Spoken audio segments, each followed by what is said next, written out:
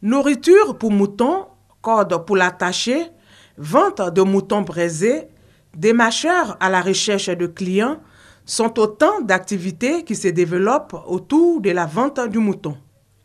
Younes, tôt le matin, se rend à l'abattoir de Port-Bouët pour vendre ses cordes aux clients, ce qui lui permet d'avoir un peu d'argent de poche pour cette rentrée scolaire. Par jour comme ça, des fois il gagne 2500, des fois il gagne 3000. Avec la fête là, c'est un peu plus. Des fois on peut pas dire 6000, on peut pas dire 5000 aussi. Dès l'arrivée des clients à l'abattoir, ils sont interpellés par des jeunes gens qui, en collaboration avec les propriétaires de moutons, cherchent la clientèle.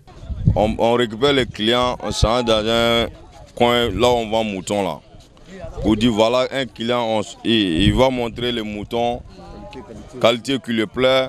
Bon, on fait sortir ça, bon, on discute avec les promoteurs et puis on discute avec lui maintenant. Souvent, tu peux gagner un mouton, 2500, 5000. La nourriture pour moutons est aussi vendue sur place et les vendeurs ne se plaignent pas de la recette. Je suis un père de famille, je me nourris dans ça là. J'ai 7 enfants, je me débrouille, mais je ne me débrouille pas mal. Je fais ça 3 tas 500. Bon, souvent aussi, je fais 200 un tas. Souvent aussi, je peux avoir les prix des condiments. Souvent aussi, bon, c'est pas, bon, je ne me saute pas à zéro, quoi. Chaque année, c'est notre travail. Quand on envoie un mouton, nous sommes vend pour qu'on ait qu'à gagner un peu pour payer l'habit de nos enfants. Après l'achat du mouton, un tour chez le vendeur de moutons braisés.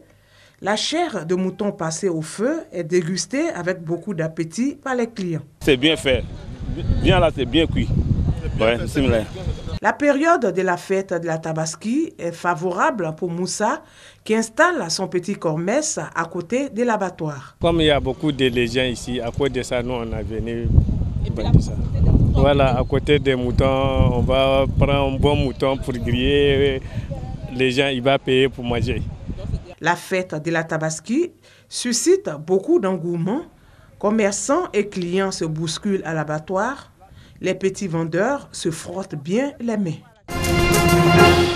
Remise de clés de 100 taxis compteurs aux sociétés de transport. Le ministre Gaussou Touré marque ainsi le début de la massification du renouvellement du parc automobile ivoirien. Ces véhicules ne sont pas remis en don, mais à crédit et il faut le rembourser selon le ministre pour pouvoir mettre en place plusieurs opérations de ce genre. Les transporteurs qui ont pris l'engagement de tout mettre en œuvre pour que effectivement les crédits soient réellement payés. Le rôle de l'État, c'est de faciliter les opérations entre les banques et les transporteurs. Les bénéficiaires sont heureux. Ces véhicules leur permettront de mieux exercer. C'est un réel motif de satisfaction de voir aujourd'hui se concrétiser un projet qui, pendant longtemps, constituait l'espoir des transporteurs. Pour les 100 véhicules, vraiment, c'est une joie immense, parce que c'est du jamais vu. Et les chauffeurs devenus propriétaires aujourd'hui, c'est l'ère du président de la République, Alassane Dramane Ouattara. Dans le programme de renouvellement du parc automobile ivoirien, le gouvernement a déjà mis à la disposition des transporteurs une ligne de crédit de 150 milliards de francs CFA pour l'année 2016. Elles sont malentendantes et elles ne veulent pas s'apitoyer sur les sols. Bien au contraire, elles veulent contribuer au développement du pays. Pour y arriver, elles veulent savoir lire, écrire et calculer. Elles, ce sont les membres de l'Association des femmes sourdes de Côte d'Ivoire. Après avoir participé au cours d'alphabétisation, elles viennent de recevoir leur parchemin qui leur permettra d'assurer leur autonomie. J'ai été à l'école, mais j'ai oublié tout ce que j'ai appris là-bas.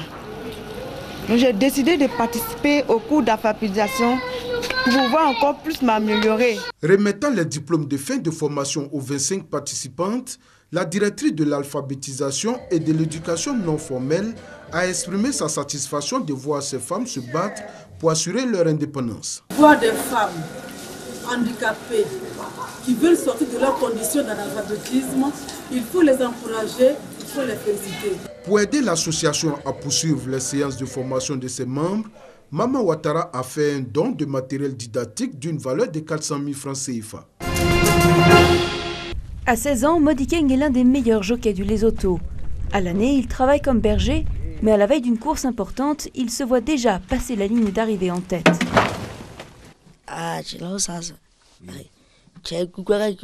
Je serais hyper content de gagner, parce que je serais fier d'avoir gagné une course professionnelle devant tout le monde, devant tous les propriétaires. Dans les villages du Lesotho, les chevaux et les ânes sont le principal moyen de transport. Les courses hippiques sont l'occasion de célébrer cette culture. Elles attirent des centaines d'amateurs. Les propriétaires présentent leur monture à la foule et les paris vont bon train. 5 courses sont organisées à Semongkong le jour de l'anniversaire du roi, par catégorie d'âge et de race, des poneys basoto locaux au pur sang importé d'Afrique du Sud.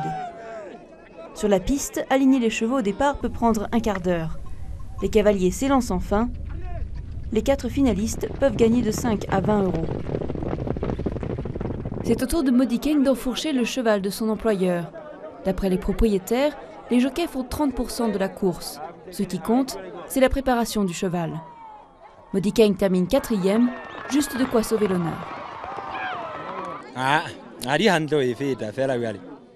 Tous les chevaux étaient très bons et le mien s'est blessé à l'entraînement. Donc je ne l'ai pas trop poussé non plus. On fera mieux la prochaine fois quand la blessure sera guérie. Mais le héros du jour, c'est le propriétaire de Tolkelot, où parle beaucoup, un pur sang qui ne perd jamais. C'est parce que je l'entraîne beaucoup, sans le laisser partir, en le retenant tout le temps. Au total, 1 000 euros de prix sont distribués. Les courses sont sponsorisées par des entreprises et par l'Agence nationale du tourisme. Ces sponsors permettent de faire vivre la tradition, mais aussi de la professionnaliser pour gagner de la reconnaissance à l'international. Pour moi, l'avenir des chevaux du Lesotho passe par ces courses. C'est là que les éleveurs et les propriétaires peuvent regarder et analyser les chevaux et décider comment faire progresser la génération suivante. Modikeng a travaillé pour plusieurs propriétaires et de victoires en paris gagnés, il a empoché 50 euros, l'équivalent de 10 journées de travail. De quoi rêver au jour où lui aussi aura son propre cheval.